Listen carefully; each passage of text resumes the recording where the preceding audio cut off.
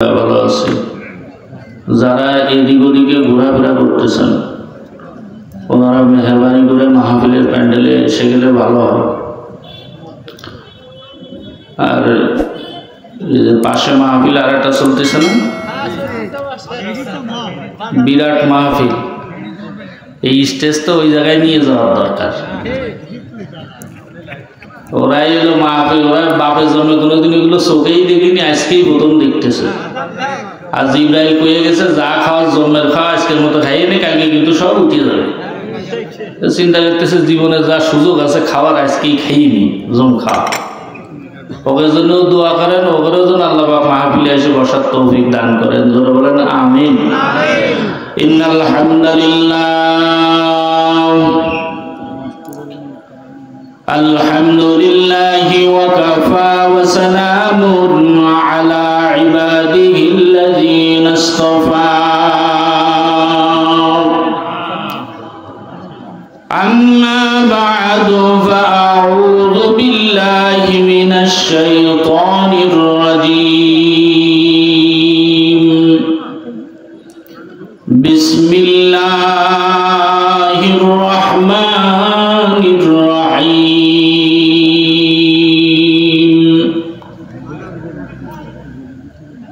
উতলু মা উহিয়া ইলাইকা মিনাল কিতাবি ওয়া আকিমিস সালাহ। ইন্নাস সালাতা তানহা আনিল ফাহশাই ওয়াল মুনকার ওয়া লাযিকরুল্লাহি আকবার ওয়াল্লাহু ইয়ালামু মা তাসনাউন।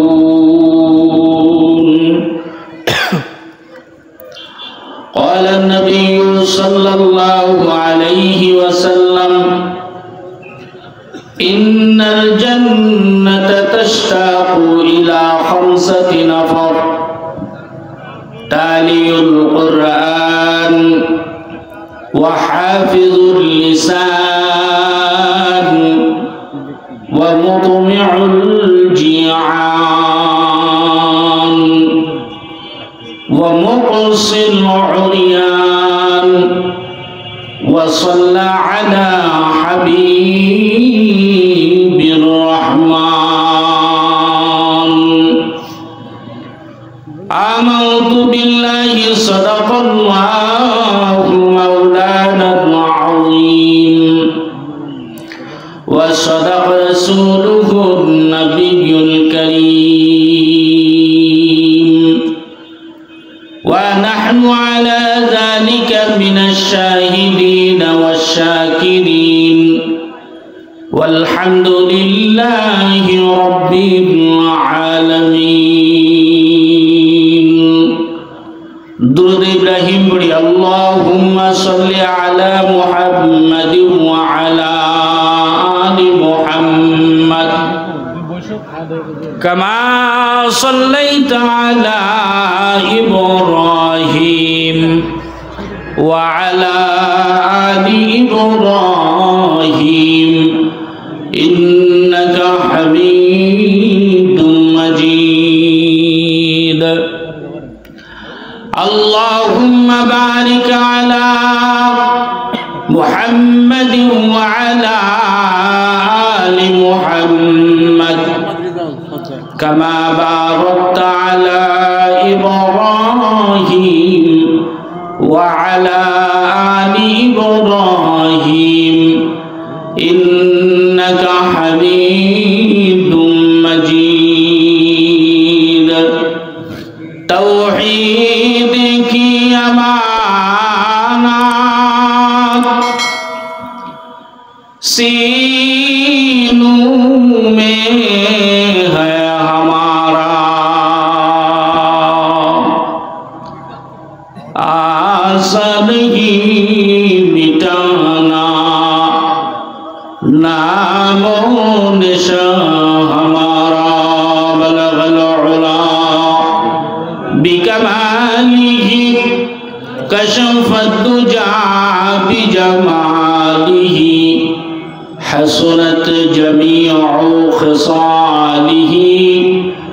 সাল্লু আলাইহি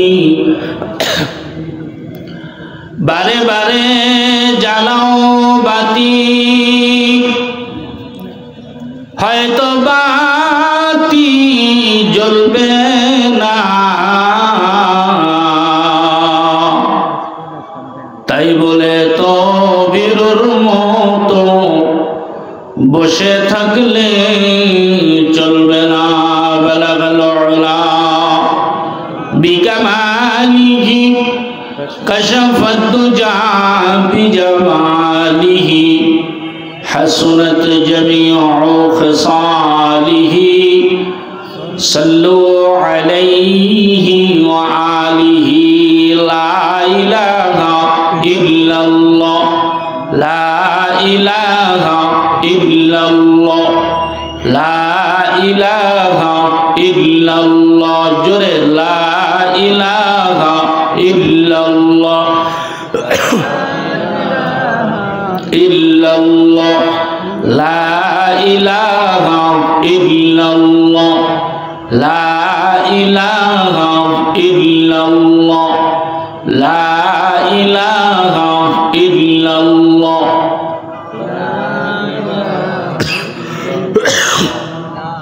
কার লাগিয়া কান্দ মানুষ কার লাগিয়া হাসো কার লাগিয়া কান্দ মানুষ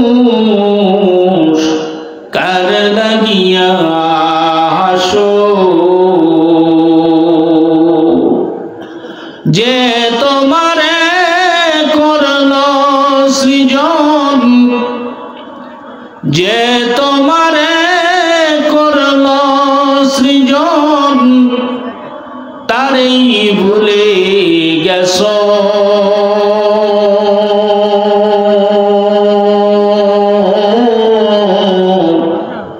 কার লাগিয়া কান্দ মানুষ কার লাগিয়া হাসো লা ইলাহা ইল্লাল্লাহ লা ইলাহা ইল্লাল্লাহ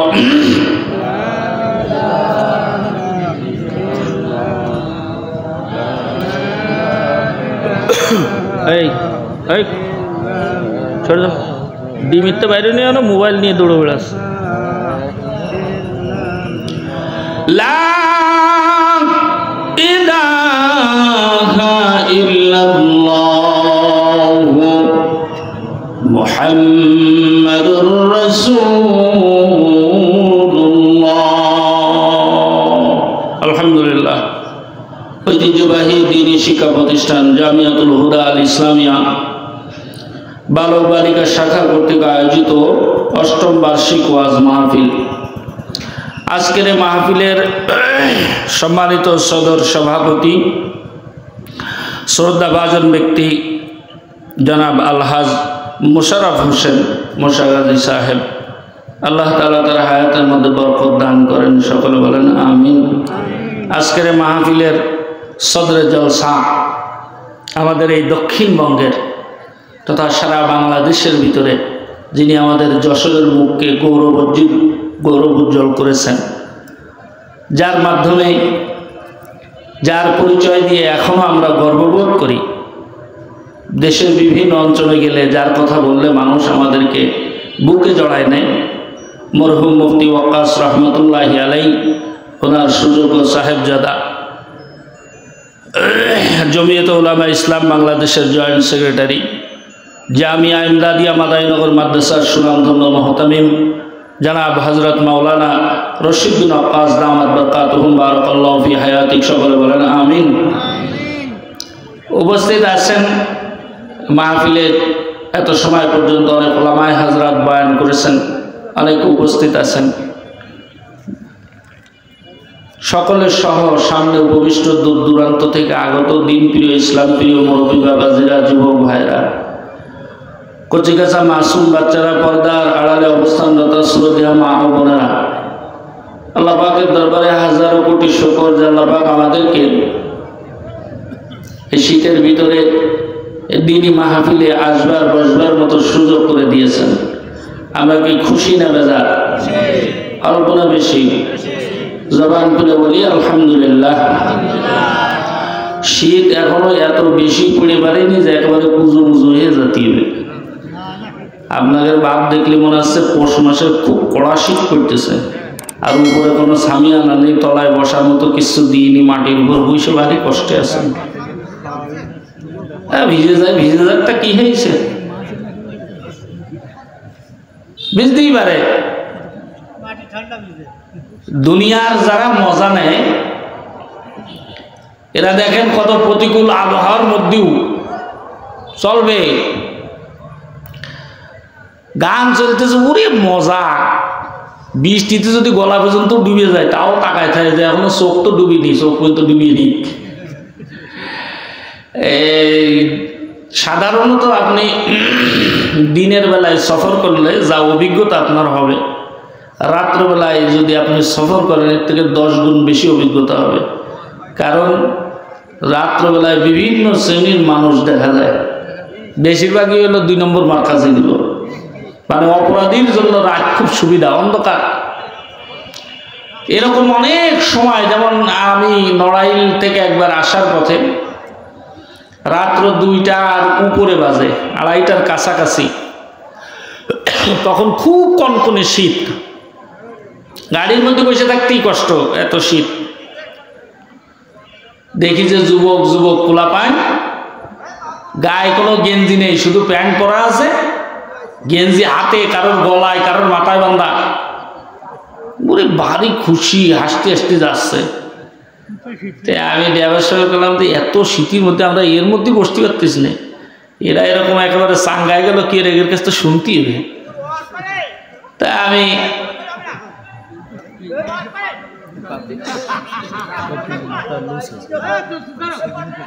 এখন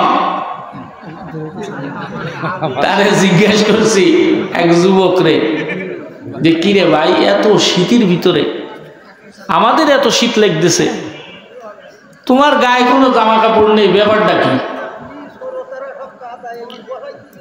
তা বলতেছে, হুজুর এই বাসায় একটা কনসার্ট হয়েছে, গানের অনুষ্ঠান, আমরা এত সময় শুনেছি, তো কিসে শীত মিত, ওই গানের গরমে গাছ জামা কাপড় কখন খুলে হাতে নিয়ে ঘুরেছি তা করতে পারি না, এখনো গা গরম রয়েছে, কত সময় থাকবে তাও করতে পারি না। দুনিয়ার মানুষ যারা গুনাহ করে যদি দুনিয়ার মানুষ মজা পায় এত, যারা আল্লাহ প্রেমিক মানুষ, কোরআন প্রেমিক মানুষ, আখিরাত প্রেমিক মানুষ, তারা কি কাদার মধ্যে বসে ওয়াজ শুনলে সে মজা পাবে না? কথা বলে অবশ্যই পাবে। সবসময় যে আপনারে শুকনো জায়গায় দেবে এমন না। আর আয়োজকরা কোনোদিন চায় না যে যারা আসবে ওদেরকে কষ্ট দিই, নিরুপায় হয়ে কি করবে, জাগা মাগা নেই, যেখানে পাইয়েছে ভিজে ভুজের মধ্যে। আমার তো আইটে আসতে কষ্ট হয়েছে, জুতো পাই দিয়ে মনে হচ্ছে কাটে পড়ে যাচ্ছি কোন দিকে। তো দিনে কাজে যদি আপনি কষ্ট করেন, আল্লাহ তাআলা আপনাকে ডাবল জাযায়ে খায়র দান করবেন। এজন্য দিনের, আপনি তো আল্লাহর জন্য কষ্ট করছেন, আপনি কি হুজুরের দিক থেকে কষ্ট করতেছেন নাই, আমার দিক থেকে কষ্ট করতেছে, আপনি তো আল্লাহ পাওয়ার আশায়, কোরআনের মহাব্বতে, কোরআনের ভালোবাসায়। হতে পারে আপনার এই ত্যাগের কারণে এই জমিনে সহ তামাম বাংলাদেশে আল্লাহ কোরআনের রাজ কায়েম করে দেবে ইনশাআল্লাহ। কি পারেন কি পারেন না? তাই জন্য ধৈর্য ধরে বসেন। ভিজে আমিও বুঝতেছি, আপনাদের বসার ভাব দেখে লোকজন ঢুকলে ভালো করে দেখে নিচ্ছে যে কোন জায়গাটা একটু শুকনো বুকনো হবে, ওরকম জায়গায় যে বসতেছে, তাতে করে আমি বুঝছি। এই জন্য ফাঁকা ফাঁকা বসছেন, আমি কইও নাই যে গায়ে গায়ে মিলিয়ে বসেন, কারণ কলিদা আছে উঠে দেবেন আটা, রস উঠে যাচ্ছে, যাক একটু কষ্ট করেন মাদ্রাসার জন্য, কোরআনের জন্য। আল্লাহ তাআলা সকলকে ধৈর্য ধরার তৌফিক দান করেন, ধরে বলেন আমিন। কোরআনুল কারীমের যে কিতাব, এই কিতাবের নাম আল্লাহ পাক নিজেই রেখেছেন এই কিতাবের নাম, কারণ এই কিতাবটা কার? জোরে বলেন। শুরু থেকে শেষ পর্যন্ত প্রত্যেকটা কথা আল্লাহর, এখানে কারোর কোনো কথা নাই। যে যেমন বড় তার কথাও তেমন বড়। একটা মেম্বারের কথা, প্রধানমন্ত্রীর কথা কোনোদিনই এক হবে না। একই কথা, দুইজনে বললে ওজন উঁচু নিচু হয়ে যায় পদের কারণে। ঠিক তদ্রূপভাবে আল্লাহ পাক যেরকম বড়, আল্লাহ পাকের কথাও সবার কথার বড়। কথা বল না কে? আল্লাহ পাকের কথা সবার বড়।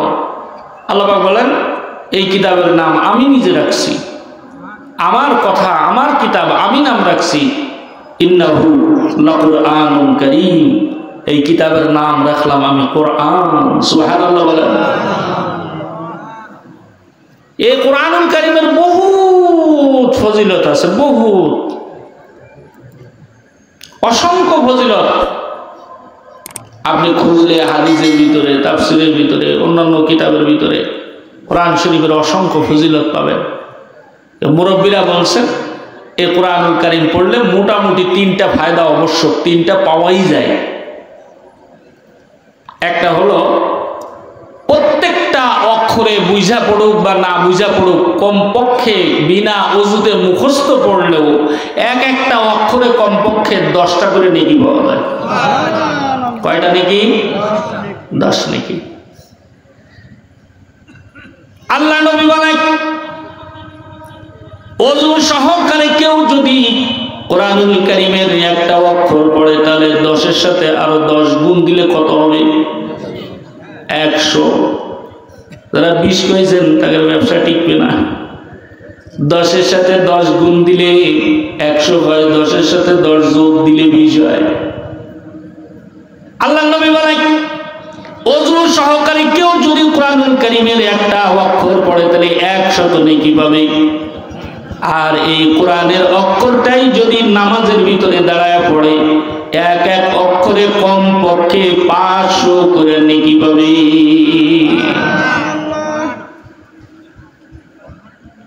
তাহলে 1 নম্বর হলো কোরআনুল কারীম পড়লে নেকি পাওয়া যায়। আমার এক উস্তাদ ছিলেন মরহুম হাটাজারি মাদ্রাসার হুজুর মুফতি জামালউদ্দিন সাহেব। উনি বলতেন দুনিয়ায় যেরকম টাকার খেলা, পরকালে হবে নেকির খেলা। দুনিয়ায় যার যত টাকা সে তত ধনী, পরকালে যার যত নেকি সে তত ধনী। তো এখন যদি দুনিয়ায় টাকা চিনছেন, টাকা কামানোর জন্য দিন রাত মেহনত করতেছেন, আবার যে দুনিয়ায় থেকে আখেরাত বুঝছে সে দুনিয়া কামায় কিন্তু দুনিয়ার থেকে আখেরাত বেশি কমায়। কথা কেন? দুনিয়ামুখী মানুষ আর আখেরাতমুখী মানুষ চিনার একটা উপায় আছে। ধরেন না একজন কাজ করতেছে, আজান হয়ে গেছে, তো এখন তার সামনে আল্লাহর হুকুম এসে গেছে, আখেরাতের কাজ এসে গেছে। যেই ব্যক্তি দুনিয়ার কাজ ফেলায় আখেরাতের কাজে অগ্রাধিকার দেয় সে হলো আখেরাতমুখী মানুষ। আর যে ব্যক্তি আখেরাতের কাজ দুনিয়ার কাজ দুটোই মুখোমুখি আছে, সে আখেরাতের কাজে গুরুত্ব না দিয়ে দুনিয়ার কাজকে গুরুত্ব দেয়, সে হলো দুনিয়ামুখী মানুষ। আর যে দুনিয়ামুখী মানুষ ওর দুনিয়াও শেষ, আখেরাতও শেষ। কারণ এই দুনিয়া আজ পর্যন্ত কেউ কামাতে পারেনি, পারবেও না, কেউ রাখতে পারেনি, পারবেও না। কিন্তু আখেরাত কামানো যায়, আখেরাত কেউ সিনাই নিতে পারবে না, যারটা তার থেকে যাবে। কথা কেন না? বন্ধুরা আমার, এই যে ধন সম্পদ কামাই করার পিছনে মানুষ সময় ব্যয় করে, সকালবেলা ঘুমের থেকে উঠা নিয়ে রাত্র গভীর রাত পর্যন্ত মানুষ টাকা কামায়, কেউ সারা রাত জেগে থেকে টাকা কামায়। জীবনের মূল্যবান সময়টা সে মাল কামানোর পিছনে ব্যয় করে দেয়, কিন্তু নিজের মাল নিজে ভোগ করতে পারে না, দুনিয়াতে চলে গেছে, এরকম নজির মনে হয় না। আমি যে মসজিদে ইমামতি করি, একজন আল্লাহর বান্দা দীর্ঘদিন ধরে বিদেশ থাকছেন, বিদেশ থেকে প্রায় 16-17 বছর থেকে একটা জমি কিনে ওরকম শহরের উপরে বাড়ি করছে। বাড়ি উদ্বোধন উপলক্ষে বাড়ি আসছে, বাড়ি আইসাও সে ওই ঘরের ভিতরে থাকে নাই। হুজুররা উঠবে, দোয়া করবে, তারপরে আমি ওই ঘরের ভিতরে থাকবো। আগামীকাল ঘর উদ্বোধন হবে, কত আয়োজন করেছে, কত মানুষকে দাওয়াত দিয়েছে, কাট করে করে দাওয়াত দিয়েছে।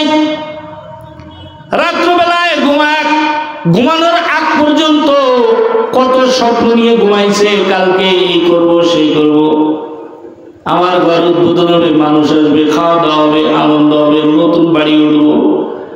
কিন্তু দেখা গেল রাত্রবেলায় ঘুমাইছে, সকালবেলায় যা মানুষ যখন তারে ডাকতেছে, ভাই ওঠো, আল্লাহর বান্দার কোনো নড়াচড়া নাই, একেবারে ঠান্ডা, কারোর আর বুঝতে বাকি রইল না দুনিয়ার মধ্যে সে আর নাই, তার রূপ প্রাণ পাখিটা উড়ে গেছে। পরের দিন ঘরের উদ্বোধন হয়েছে, সব মানুষগুলো আছে, যাদের দাওয়াত দিয়েছে সবাই আছে, কিন্তু যে কষ্ট করে আয়োজন করেছে সে আর নাই। রঙিন এই পৃথিবী ছাড়িতে হইবে, সাদের এই দেহ মাটিতে খাইবে, শূন্য হবে যে দেগানি, কার লাগিয়া এত মায়া এত চোখের পানি রে মন, কার লাগিয়া এত মায়া এত চোখের পানি। সবাই বলেন, রঙিন এই পৃথিবী ছাড়িতে হইবে, সাদের এই দেহ মাটিতে খাইবে, শূন্য হবে যে দেগানি, কার লাগিয়া এত মায়া, জোরে বলেন, এত চোখের পানি রে মন, কার লাগিয়া এত মায়া এত চোখের। সন্ধ্যা হলেই ডুবিবে বেলা, সাঙ্গ হবে ভাবের এই খেলা, কথা বলেন ঠিক না?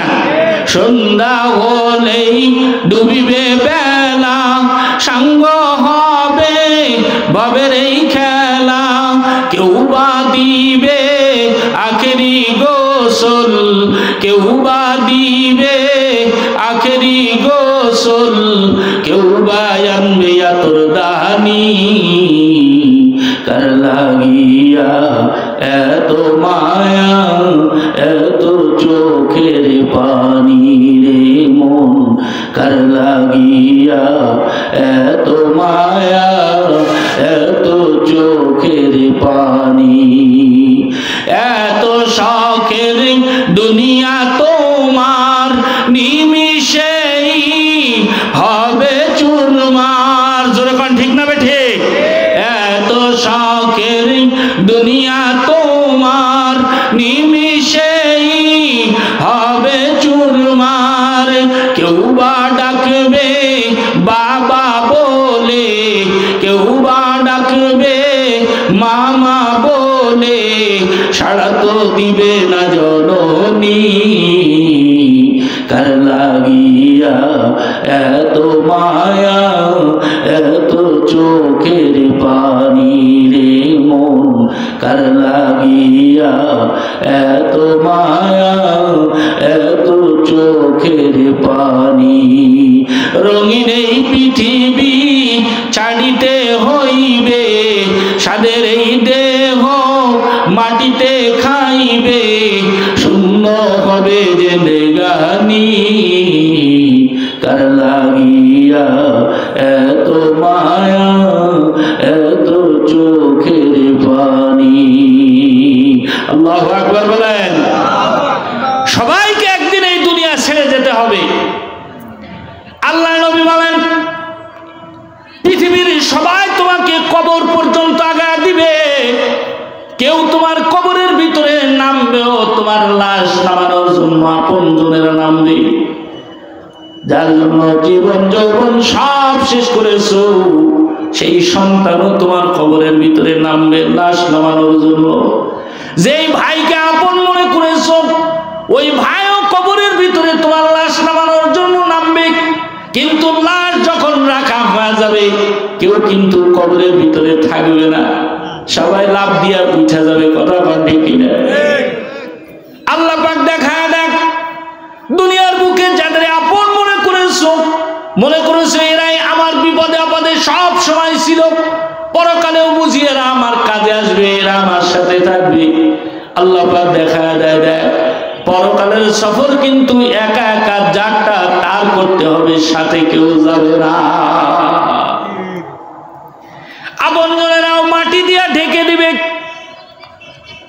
ওরে দুনিয়ার ভিতরে একটা অন্ধকার জায়গা দিয়া রাত্রবেলায় যাইতে গেলে একা একা কত ভয় লাগে। নিজের ঘরের ভিতরেও যদি কেউ না থাকে, বাড়িতে একা একা এক ঘরে শুইতে ভয় লাগে কি লাগে না? আর এমন একটা ঘর যে ঘরের কোনো বিছানা নাই, কোনো জানালা নাই, কোনো দরজা নাই, বাতি নাই, সাথী নাই, কিচ্ছু নাই। বিপদে পড়লে কেউ পাশে আসার মতো নাই। আল্লাহর নবী বলেন, দুনিয়ায় যদি কয়েকটা কাজ করে যেতে পারো, তুমি কবরে গেলেও এই সব মানুষগুলো যদি তোমাকে ছেড়েও চলে যায়, এই বন্ধুগুলো তোমাকে কখনো ছাড়বে না। সুবহানাল্লাহ বলেন, সুবহানাল্লাহ। তাহলে এই বন্ধুগুলোর দরকার আছে না নাই? আল্লাহর নবী বলেন, قال النبي صلى الله عليه وسلم إذا وضع الميت في قبره جاء القرآن عند رأسه। আল্লাহু আকবার বলেন জোরে। না এরকম করি হবে না। মদিনামপুরের লোক তো এরকম উদনে মুড়ির মতো হয় না। সারা জীবন শুনে আইছি মদিনামপুর খুব গরম, খুব গরম। মানে আইসে দেখতেছি গরম তো দূরেই থাক, নরমের একেবারে শেষ সীমানার নরম। বইছেও তো নরম, বইছেও একদম নরমে। এটা জোরে তাকবীর দেন, দুই হাত উঁচু করে নারায়ে তাকবীর। দেখেছেন চাদরের তো এক হাত বের করেছে, আর এক হাত বের করতেছে না। আরে ভাই তো কোনো হাতই বের করিনি, হাত নেই। আল্লাহ যারা এক হাত উঁচু করেছে আর এক হাত উড়িয়ে যাক, এই দোয়া করবো না? দুই হাত উঁচু করবেন। এটা 50, এটা 50, দুটোই মিলে 100। আপনি যদি পরীক্ষায় 50 নিচ্ছেন তাহলে এক হাত দিবেন, 100 নিতে হলে দুই হাত উঁচু করে। আমি উঁচু করছি না, আমি নামাইছি হাত, আপনাদের নামাই ফেলেছেন। কিরাম সাইড দেন আপনারা? না হুজুর, হুজুর কেন না, এনে যারা আছে উপরে যারা আছে কেন না, সবাই উঁচু করেন, টান টান করেন। ব্যাটারির চার্জ নাই? আছে তো, ভালোই তো। টান টান করেন, এরকম টান টান করেন। জোরে তাকবীর দেন, নারায়ে তাকবীর। আমার আওয়াজই তো মনে হচ্ছে বেশি আসছে আপনার কাছে। মাইক বাদে গলিও আপনার কাছে বেশি হবে না। ভালো করে জোরে নারায়ে তাকবীর। কোরআন সুন্নাহর আলো, নারায়ে তাকবীর। ওই যেগুলো বাদাম পাপড় খাই বেড়াচ্ছে না, ওরা মনে করেছে হুজুর মাইকেল আর ফাটিয়ালা, আর ওই স্টেজের সভাপতি হুজুর হুজুর আছে, প্যান্ডেলে কোনো লোকজন নেই। ওরা টের পাচ্ছে না যে আর একটু বার আসলে এটা বেরিয়ে যাবে না, জুতো বাসার তলে দিয়ে ওই পাশে বসতে হবে না। এটা আমাদের এই যে তাকবীর, এটা শুনে বাজারের লোক টের পাইছে না, কিছু লোকজন গেছে, তাহলে এবার আমিও যাই। আপনার তাকবীর শুনে যদি একজন লোক মাঠে এসে বসে, আপনার একটা সব হবে না? এই জন্যই তাকবীর দিয়ে আসে। একটু গরম হাত বাইর করেছেন, একটু কষ্ট হয়েছে, লাভও আছে। আমার ডাকে যদি বাজারের লোক চলে আসতে, তাহলে আমি যে ডেকে নিয়ে আসতাম। এখন যাই কথা হচ্ছে বাইরে আইসো, আমি ওয়াজ করবো, এখনই চলে আইসো। বাজারে যে গড়বে ও গড়বেই, আসবে না। আর আমাদের দেশের লোক বিভিন্ন কায়দার আছে। কেউ আছে দলীয় বক্তা না হলে ওয়াজ শুনবে না, কেউ আছে বাইরে ঘুরঘুর করতেছে, আগে শুনে নি দেই কি কয়, যদি সুরসার ভালো লাগে তাহলে যে বসবে না। এক একজনের এক এক রকমের বিভিন্ন ধরনের চিন্তা বিভিন্ন জনের মধ্যে। এর মধ্যে তো যে আল্লাহ বাছাই করে আমাদের দরিয়ায় নিয়ে যে বসাই দিয়েছে, রহমতের চাদরে জড়ায়, এ শুকরিয়াও কেমন করে তারাই করলে শেষ হবে না। কথা কান ঠিক না? জোরে বলেন আলহামদুলিল্লাহ। বন্ধুরা আমার, যে কথা বলছিলাম, আল্লাহ নবী বলেন, যে ব্যক্তি দুনিয়ার বুকে কোরআনের সাথে সম্পর্ক রাখবে, মহাব্বত রাখবে, ভালোবাসা রাখবে, কবরে যাওয়ার পরে কেউ তার কাছে থাকুক আর না থাকুক, কোরআন তার মাথার কাছে এসে যাবে আর ডাক দিয়ে বলতে থাকবে, ও আল্লাহর বান্দা, দুনিয়ার বুকে তুমি যখন আমাকে বলো নাই, আজকে তোমার বিপদের দিনে আমি কোরআনও তোমাকে ভুলবো না, তোমার কোনো টেনশন নাই। কবরের ভিতরে মুনকার নকির যত সওয়াল আছে, তোমার বন্ধু হইয়া আমি তোমার পক্ষ থেকে জবাবগুলো দিয়ে দিব। আল্লাহু আকবার। ওই ব্যক্তি কত সৌভাগ্যবান, যার কোরআনের সাথে দুনিয়ায় মহাব্বত হয়ে গেল। পত্রিকার সাথে মহাব্বত এমন লোক বহু পাওয়া যাবে। আজকে সকালবেলাও এক কাজে গেছি শহরে, দিই যে এক সাইকেলওয়ালায় এতগুলো পত্রিকা নিয়ে, তা আমি বলছি ভাই আমার একখান দাও, কাছে সব রিজার্ভ, একখানো বেচার মতো নেই। পত্রিকার পাগল পাওয়া যাবে, টিভির পাগল পাওয়া যাবে। আমরা আসার সময় রাজারহাট পার হয়ে নামাজ পড়ছি, নামাজের পরে একটু চা খাতে বসছি, এই যে চাচারা সব দোকানে গোলয়ে বসে রয়েছে, যে মুফতি সাহেব সাক্ষী। আমি একজনের জিজ্ঞেস করতেছি, এনে তো বেঞ্চের কোনো জায়গা ফাঁকা নেই, ব্যাপারটা কি? এরা তো নামাজ পড়ে কেবলমাত্র বেরিয়েছে, একটু খবর না দেখলে ওদের পেটের ভাতও জমে না। খবরের পাগল আছে, পত্রিকার পাগল আছে, গানের পাগল আছে, রাত ভর 2টা, 2:30টা, 3টা পর্যন্ত মোবাইল টিপার পাগল আছে। আল্লাহর কোরআনের পাগল খুব কম পাওয়া যায়। দিনে কোরআন না পড়লে তার ঘুম আসে না, এমন লোক আপনাদের মধ্যে তো দূরে থাক, হুজুরের মধ্যেও পাওয়া কষ্ট।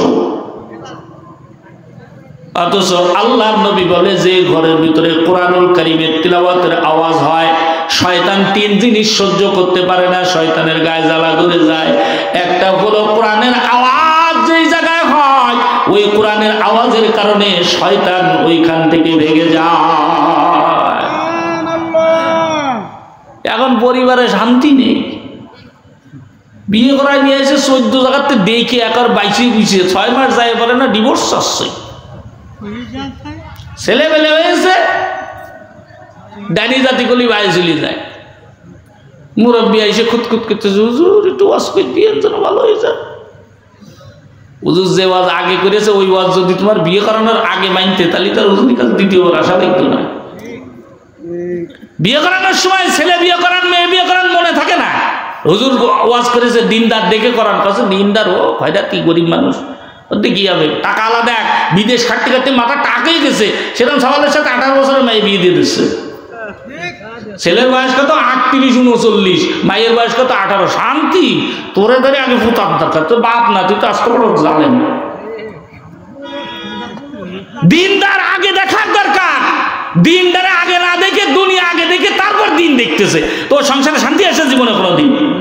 বৌমা কোরআন শরীফ পড়তে পারে না, ধামলাটাও পড়তে পারে না, মুরব্বীগুলোও পড়তে পারে না, ছেলেবেলা যেগুলো ফুটো হয়েছে ওগুলোরও মাদ্রাসায় দেয় না। তো কোরআন শরীফ কোথাতে? শুধু স্লোগান। কোরআন শোনার আলো কেবল কি করলে ঘরে ঘরে জ্বালো। কার ঘরে জ্বালবে? হ্যাঁ ঠিক কইছে, হুজুরের ঘরেই জ্বলবে। কিয়ামত পর্যন্ত হুজুরের ঘরেই জ্বলে থাকবে, আর কারো ঘরে জ্বলার দরকার নেই। বন্ধুরা আমার, রাগ করেন না, হাতে ধরে পায়ে ধরে বলি, মুসলমানের ঘরে যেদিন প্রত্যেক ঘরে ঘরে কোরআনের আওয়াজ চালু হয়ে যাবে, কোরআনী শাসন ব্যবস্থার মানুষ তৈরি হয়ে যাবে। কোরআনের ভালোবাসা আগে অন্তরে গুছানো লাগবে। এই কোরআনের ভালোবাসা, কোরআনের শাসন পাইতে গেলে আগে কোরআন পড়া শিখা লাগবে। কোরআন পড়া শিখলেন না, জিন্দেগি চলে গেল। কোরআন আপনি শাসন ব্যবস্থা কায়েম হলেও তো হুজুররা প্রথমে আইন জারি করবে, সবার কোরআন পড়া লাগবে। যে ব্যক্তি কোরআনুল কারীম পড়লো তার বড় ধরনের একটা পুরস্কার কি জানেন? এই যে আমাদের দেশে যারা দল করে, একজন ইউনিয়ন পর্যায়ের নেতা যদি কেন্দ্রীয় পর্যায়ের একটা নেতার সাথে ফোনে একটু কথা বলতে পারে, খুশিতে আইগি দেওয়ার কায়দায় যায়। 3-4 দিন ভাতই খাবে না খুশিতে যে আমার অমুকের সাথে কথা হয়েছে। আর একটা ছবি যদি তুলতে পারে, কয় জায়গায় যে টাঙাবে হিসেব নেই। কথা রাখা, আরে সামান্য একটা নেতার সাথে কথা বলে অবস্থা। আজ যদি এই যে আমি আমেরিকার বাস করেছে ডোনাল্ড ট্রাম্প, ও যদি ফোন করে কথা কয়, তাহলে তো ও খুশিতে মরিয়েই যাবে। বন্ধুরা আমার, আল্লাহর নবী বলে, বান্দা, আল্লাহর বান্দারা ভালো করে শুনে নাও। আল্লাহর নবী বলে, হে আল্লাহর বান্দারা শোনো, কারোর দিলে যদি কখনো মনে চায় আসমানের মালিক, জমিনের মালিক, তোমার আমার মালিক, তামাম কায়নাতের মালিকের সাথে তুমি একটু কথা বলবা, কারোর ধরার দরকার নাই, কারোর কাছে যাওয়ার দরকার নাই, আল্লাহর কালামটা কাছে নিয়ে খোলো। আল্লাহর কালাম পড়া শুরু করলে ওই মহান মালিকের সাথে তোমার প্রত্যেকটা লাইনে লাইনে, অক্ষরে অক্ষরে, শব্দে শব্দে কথা হবে।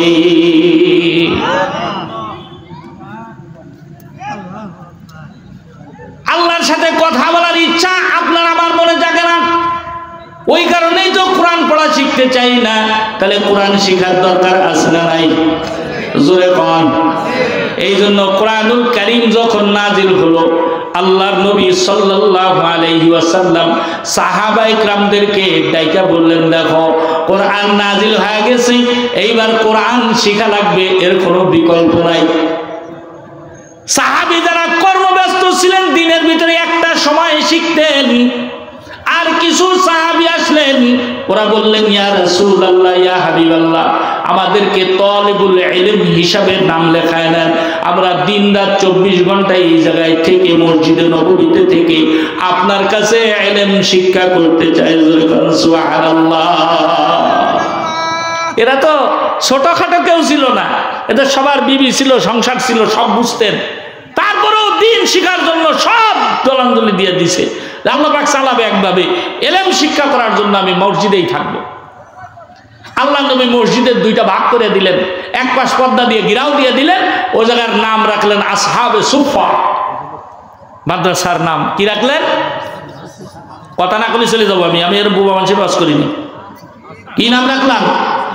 আসহাবে সুফা। আল্লাহ নবী বানাইছেন।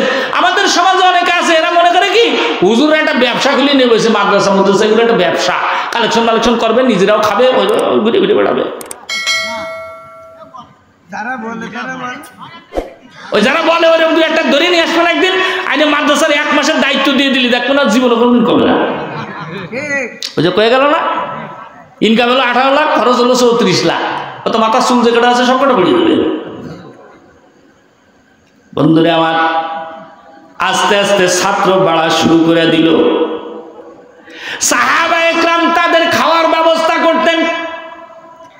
আল্লাহ নবী বললেন, এরা ইলম শিখবে, দিন রাত 24 ঘন্টা মাদ্রাসায় থাকবে, এই মসজিদের ভিতরে এদের বসবাস, এদের খাওয়া দাওয়ার ব্যবস্থা তোমরা করবা। সাহাবীরা রাজি, আলহামদুলিল্লাহ আমরা খাওয়াবো। কোরআনের মেহমানদেরকে খাওয়াবো, তাতে সমস্যা কি? নবী বললেন, এরা শুধু কোরআনের মেহমান না, এরা আমি নবীর মেহমান। যে হাজী সে হলো জুয়ুফুর রহমান, ইহরাম করে রওনা হওয়ার সাথে সাথে যে আল্লাহর মেহমানের খাতায় নাম লেখা। এই জন্য হাজি গেলে যারা হজে গেছেন দেখছেন সৌদি আরবে যত উল্টোপাল্টা করে কিচ্ছু কয় না, আরো শুধু দেখিনি খাওয়ায় বসায় ইয়ে করে, কি জন্য? ও তো আল্লাহর মেহমান, ওরা খাওয়াতে পারলি তো নিজের উপকার। আপনার একটা মেহমান আইছে, আমি যদি একবেলা খাওয়াই, আপনি খুশি হবেন না? কথা কেন কাঁচা খুশি হবেন না? তা আপনি খুশি হবেন যেরকম, সেরকম আল্লাহর মেহমানরা যদি কেউ সম্মান করে তা আল্লাহ পাক খুশি হয়, নবীর মেহমানরা যদি কেউ সম্মান করে নবী খুশি হয়। সাহাবায়ে কেরামের মধ্যে আগ্রহ বেড়ে গেল। তো এক সাহাবীর একটা খেজুর গাছ ছিল, একদম মরা খেজুর গাছ, টাক পড়া খেজুর গাছ। দেখেন না বাস পড়লে অনেক সময় টাক পড়ে যায় না, এরকম টাক পড়া খেজুর গাছ, খেজুর মেজুর হয় না, বহুদিন পরে একসাথে খেজুর হয়েছে, বেশি একটা ভালো না, কিছু খাওয়া যায় কিছু খাওয়া যায় না, ছড়াটার অবস্থা বেশি ভালো না। তো মালিক তো এসে দেখতে, বাবা মরা খেজুর গাছে খেজুর হয়ে গেছে, তাই কেউ খেজুর গাছে। তো উনি চিন্তা করলো যে যা এই খেজুর হয়েছে, এগুলো তো কিছু খাওয়া যায় কিছু খাওয়া যায় না, এগুলো হুজুর দিয়ে দিবানি। উনি ওই খেজুরের ছড়া যখন পাইকে গেছে, পুরোটা কাইটে নিয়ে এসে মসজিদের নববীর খুঁটিতে বেঁধে দিয়েছে, না হুজুররা এগুলো খাইও আর আমাদের জন্য দোয়া করিও। কি গ্রামের লোক কয় না, মুরগিতে ডিম পাড়িয়েছে, ছোট্ট একটা নিয়ে চলে আসে, আজকে কয় যে না হুজুর আমার মুরগির প্রথম ডিম পেড়েছে, ধরো ওই জন্য প্রত্যেকদিন দুটো দুটো পাড়ে, সেরকম দোয়া করে দিয়ে নিই। কয় কি কয় না, গাছে লাউ হয়েছে, এখন তো এগুলো দূর হয়ে গেছে। আগে ছেলেবেলা হলে কোলে নিয়ে যে দাদার কোলে দিত, নানার কোলে দিত, নাম রাখতে কত কত কিছু। আর এখন ওই মেশিন ঘুরে ঘুরে আগের থেকে দেখে নিয়েছে, ওই হলো ফেটিসিরি হাসপাতালে, দাদা নানা কোনে আছে খবর নেই, ওনার আগের থেকে ছেলে হলে আকাশ, মাইয়ে হলে নদী, ঠিক করে দিয়েছে আগের থেকে। মানুষের ভদ্রতা যত দূর হবে, সামাজিকতা যত দূর হবে, মানুষ যত আধুনিক হোক না কেন, অশান্তি তত বাড়বে। এখন ওই সাহাবী দেখতেছে, কয়দিন পরে যাইয়ে ওই টাকলা খেজুর গাছে পাতা বেরোয়েছে। সুবহানাল্লাহ, কালকে পরাটা খাইয়ে গেছেন সুবহানাল্লাহ।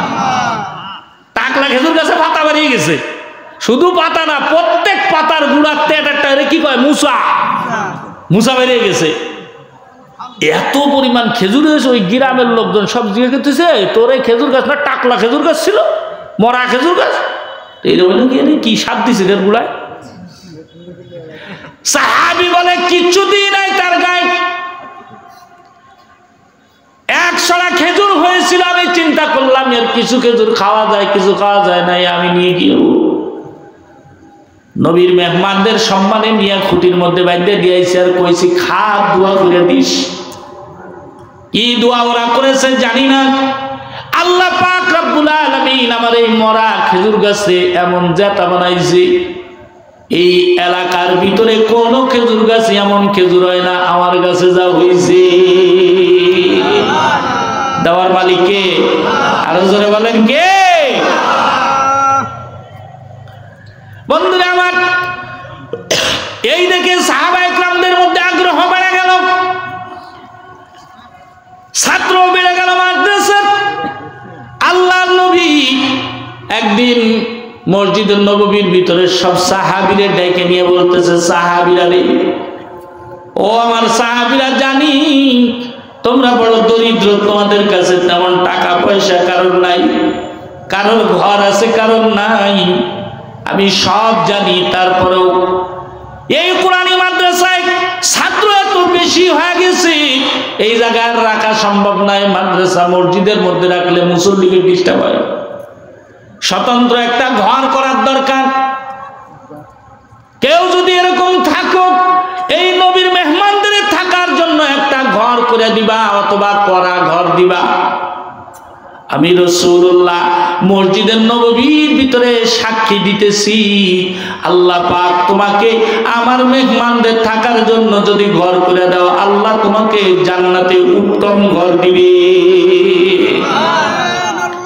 সাহাবীরা তো বিশাল সরল সিধা ছিল, একেবারে আমাদের মতো। কি কারণ? সাহাবায়ে কেরাম দুনিয়া কেউ বুঝতেন কেউ বুঝতেন না, কিন্তু আখিরাত সবাই বুঝতেন। আখিরাতের ব্যাপারে কেউ পাগল ছিলেন না, দুনিয়ার ব্যাপারে অনেকে পাগল ছিলেন, দুনিয়া দিয়ে কি হবে। আর আমাদের সমাজে আখিরাত কেউ বুঝুক আর না বুঝুক, দুনিয়া সবাই না বোঝে, যেটা পাগল সেটাও বোঝে। সাহাবীরা সব নড়ে চড়ে বসলো। হযরতে যায়েদ ইবনে আরকাম নামক একজন সাহাবী, উনি হাত উঁচা করে দাঁড়ায় পড়লেন। আল্লাহর নবীর বড় প্রিয় সাহাবী ছিল যায়েদ ইবনে আরকাম। আল্লাহর নবী বলে, যায়েদ কিছু বলতে চাও নাকি? বললে বলতে পারো। বলে, ইয়া রাসূলুল্লাহ, ইয়া হাবিবাল্লাহ, আপনি যে কেবলই বললেন আপনার মেহমানদের থাকার জন্য যে ব্যক্তি ঘর দিবে, আল্লাহ তাকে জান্নাতে উত্তম ঘর দিবে। হ্যাঁ বলছি তো। বলে, নবী গো, এই সুবর্ণ সুযোগ আমি আর নষ্ট করতে চাই না, এই লটারিটা আমার কপালে আমি লাগাইতে চাই।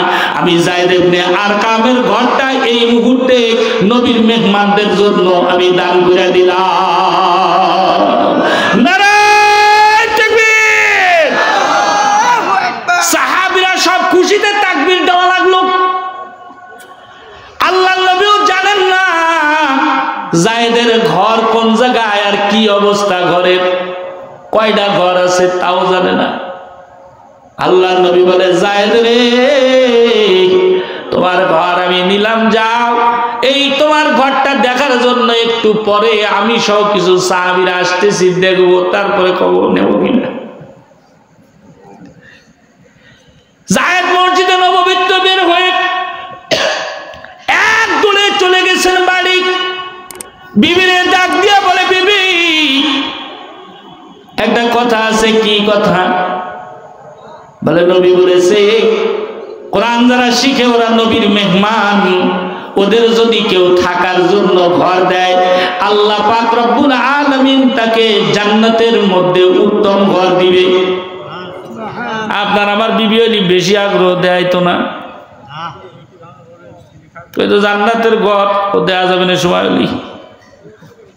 বিবি বলে, স্বামী আমার, নবী এই কথা বলছে, তুমি এখানে কেন? আমাদের না একটা ঘর আছে, সুবহানাল্লাহ খান, আমাদের না একটা ঘর রয়েছে, এটা দিয়ে আসতাম। সাহাবী তো জানে, কিন্তু নিজের কথা আগে বলে নাই। দেখি আমার বিবি কি কয়। ওই যে একটা কথা আছে না, ওলিয়ে ওলিছে না, শুয়োর আছে না কচু। স্বামীও যেরকম স্ত্রীও সেরকম। স্ত্রী বলতেছে ঘর না দিয়ে আইসো কেন, যাও দিয়ে আইসো। বলে না ওই কাজ করি নাই, ওরা বাকি কাজ করা পেলে আর আমি না ঘর দিয়ে আইসি আগে। আল্লাহ নবী আসতেছে এই জন্য আমি দৌড়ায় আসছি। নবী আইসা যেন ঘরের ভিতরে কোনো সামানাপত্র দেখতে না পাই, সব বাইর করে ফেলো। সন্তান দুইটারে নিয়ে চলো ওই পাহাড়ে বাকি জীবনটা পার করে দিই। পাহাড়ের একটা গুহার ভিতরে যে সব মাল সামানা গুলো ওখানে রেখে, বিবিরে ওখানে রেখে, সন্তান ওখানে রেখে আবার দৌড়ে আইছে। ইয়া রাসূলুল্লাহ, ইয়া হাবিবাল্লাহ, নবীর মেহমানদের জন্য যে ঘর দিছে ওই ঘর তৈরি আসেন।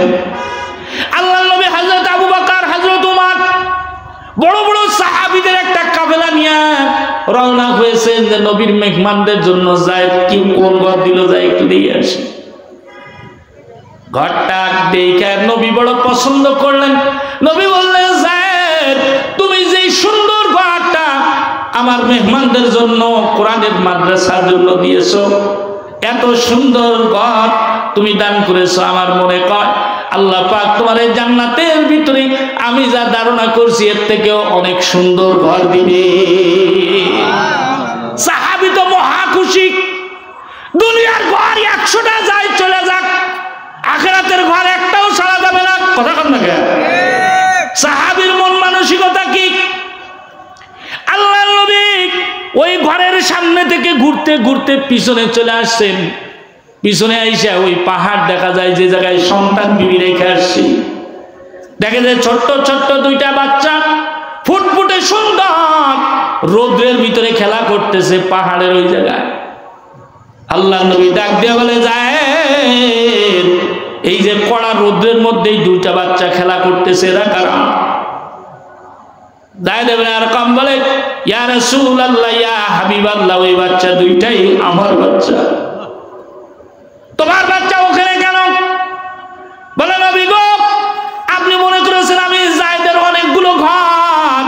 না না, এই একটাই ঘর আমি যায়েদের। আপনি যখন বলেছেন যে নবীর মেহমানদের জন্য ঘর দিবে, তারে আল্লাহ জান্নাতে ঘর দিবে, আমি সাথে সাথে চিন্তা করলাম এই দুনিয়ার ঘর আমার আজকে হলেও ছাড়া লাগবে, কালকে হলেও ছাড়া লাগবে। ওরা এই ক্ষণস্থায়ী জিনিস দিয়া যদি চিরস্থায়ী জিনিস পাওয়া যায়, কেন আমি ক্ষণস্থায়ীর পিছনে দৌড়বো? এই জন্য আমি চিন্তা করলাম হায়াতের বাকি দিনগুলো পাহাড়ে কাটাই দিব, তাও এই সুযোগ ছাড়বো না। এই কথা বলার সাথে সাথে নবী আমার চোখের পানি ছেড়ে দিয়ে বলে, যায় রে, আল্লাহর কোরআনের জন্য, আমার মেহমানদের জন্য তোমার এত বড় মহাব্বত দেখে আমি নবী খুশি হয়ে গেলাম। এই কথা বলে নবী আমার উপরের দিকে তাকাইছেন, মাথার নিচের দিকে নামান না। 5-7 মিনিট 10 মিনিট হয়ে গেছে, নবী আমার উপরের দিকে তাকায় রয়েছে। সাহাবীরা তাকায় দেখে নবীর চোখ দিয়ে পানি বায়ে বায়ে পড়তেছে, দাড়ি মোবারক বায়ে মাটির মধ্যে পড়তেছে। নবীর কান্না দেখে সাহাবীরা কান্না শুরু করে দিল। যায়েদ ইবনে আরকাম কাঁদতে কাঁদতে বসে পড়েছে। তাহলে বুঝি কোনো দুঃসংবাদ, হয়তো আমার ঘরটা মাদ্রাসার জন্য নবী বোধ হয় নেবে না, না জানি আল্লাহ আমার ঘরটা কবুল করে নাই, কি জানি হয়ে গেল। নবী এত সুন্দর কথা বলতেছিলাম, তার কথা কয় না। নবীর পার কাছে বলে কাঁদতেছে। আল্লাহ নবী মাথাটা নিচু কইরা হযরতে যায়েদকে 2 বাজু ধরে উঠায় বলে, পাগল কেন কান্দি? এইটা তো জিজ্ঞাসা করলি না। বলে, নবী গো, কেন কান্দেন? বলে, তুমি যখন এই কথা বলেছো যে আমার একটাই ঘর, ওইটাই আমি মাদ্রাসার জন্য দিয়া দিলাম, আমি নবী যখন খুশি হয়েছি তো উপরের থেকে আল্লাহ তাআলা ডাক দিয়েছে, হাবিব, আপনার মেহমানদেরকে ইজ্জত করার জন্য যায়েদ তার নিজের ঘর ছেড়ে দিল, কেমন জান্নাত দিলাম আপনি কি একটু দেখবেন না? আল্লাহু আকবার বলেন, আল্লাহু আকবার। বলে, যায়েদ রে, এই যে উপরের দিকে তাকায় কি দেখতেছিলাম জানোস? আল্লাহ পাক নিজে ওইখান থেকে ঘুরায় ঘুরায় দেখাইতেছে তো জান্নাতের ডান পাশ কেমন, বাম পাশ কেমন, দরজাগুলো কেমন, জানালাগুলো কেমন, জান্নাতের ভিতরের নিয়ামত নিয়ামতগুলো কেমন তোর জন্য ওইটা দেখাইতেছিল। খুশিতে আমি নবীর চোখ দিয়া পানি বের হয়ে গেছে। সব সাহাবীরা আইসা যায়েদরে জড়ায় ধরে বলে, যায়েদ রে, সুযোগ তো আমাদের সামনেও ছিল নেওয়ার, আমরা কেউ নিতে পারলাম না, তুই বড় ভাগ্যবান। নবী নিজে তোর জান্নাতটা দুনিয়ায় থাইকা দেখে তোরে জানাই দিয়া গেল। সুবহানাল্লাহ বলেন। বন্ধুরা আমার, সার সংক্ষেপ কথা হলো, কোরআনের জন্য কেউ যদি কোনো কিছু ত্যাগ স্বীকার করে তো আল্লাহ তাআলা তার উপরে খুশি হয়ে যায়। নবীর মেহমানদের জন্য কেউ ত্যাগ স্বীকার করলে নবী খুশি হয়ে যায়। আল্লাহ আর নবী যার উপরে খুশি তার জন্য জান্নাত, না তো জান্নাত কার জন্য? কথা কন ঠিক কিনা? আজকের ওই কোরআনের মাহফিলে এই স্বল্প সময়ের ভিতরে আমি আপনাদেরকে শুধু এতটুকু বুঝাইতে চাইছি, এই যে মাদ্রাসাটা শুরু করেছে এটা আপনাদের জন্য রহমত। দূর দূরান্তের মানুষ আইসা আলেম, এই মাদ্রাসার ছাত্ররা মাওলানা হয়েছে, মুফতি হয়েছে, ভালো ভালো মাদ্রাসায় খেদমত করতেছে। এই যে খেদমত করতেছে, এলেমের প্রচার করতেছে। আমিও তো মাদ্রাসায় পড়ে হুজুর হয়েছি, না মার্কেটেতে পড়ে হুজুর হয়ে গেছি, আমিও মাদ্রাসায় পড়ে হুজুর হয়েছি। এই যতগুলো কথা বললাম সবগুলো সদকা আমল নামায় আমার নেকি লেখা হয়েছে। আর যত মাদ্রাসায় পড়ছি, যারা সহযোগিতা করছে, জানুক বা না জানুক, সবার আমল নামায় ফেরেশতারা নেকি লিখতেছে। কথা কান ঠিক কিনা? এটা সদকায়ে জারিয়ার মতো বাজান রে। এই দুনিয়ার কিছুই সাথে নিয়ে যাওয়া যাবে না। যা কিছু আল্লাহর সন্তুষ্টির জন্য দিনের রাস্তায় সদকা করবেন, এটা কিয়ামত পর্যন্ত আপনার আমল নামায় যোগ হতে থাকবে। তাই আসেন, বহু মানুষ এখানে আছেন, কারোর মা নাই, কারোর বাবা নাই, কারোর ভাই নাই, বোন নাই, কারোর কলিজার টুকরা